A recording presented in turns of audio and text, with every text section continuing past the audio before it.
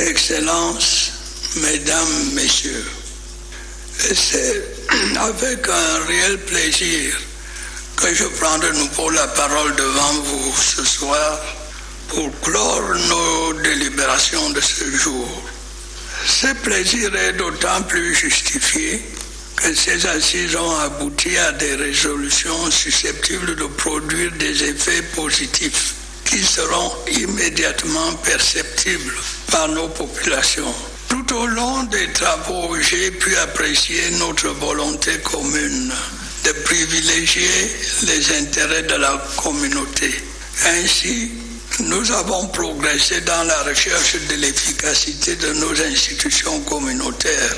Nous avons évolué en ce qui concerne les mesures à prendre pour assurer la poursuite du programme de réforme économique et financière de la CEMAC, la consolidation de notre union monétaire, le renforcement de nos politiques structurelles et l'amélioration du fonctionnement de nos institutions communautaires. Bref, nous avons pu mesurer les avancées enregistrées et les efforts qui restent encore à faire.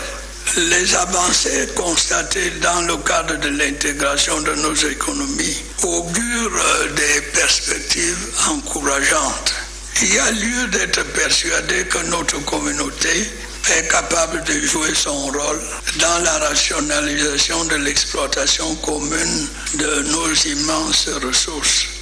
Messieurs les chefs d'État de la CEMAC, Excellences, Mesdames et Messieurs, durant la présidence du Cameroun à la tête de notre organisation commune, notre action est restée, malgré les contraintes exogènes, centrée sur la poursuite de nos objectifs d'intégration.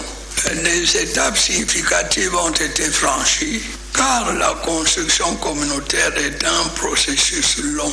Et je reste optimiste quant à sa mise en place progressive. C'est le lieu pour moi de vous remercier tous, chefs d'État et peuple de la CEMAC, pour le soutien que vous m'avez apporté tout au long de mon mandat, ainsi que pour votre confiance.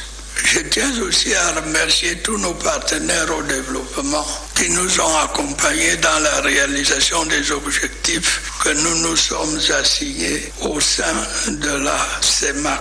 Et j'adresse de vives félicitations au président de la commission de la CEMAC ainsi qu'aux dirigeants de toutes nos institutions communautaires qui n'épargnent aucun effort pour assurer la bonne marche de celle-ci.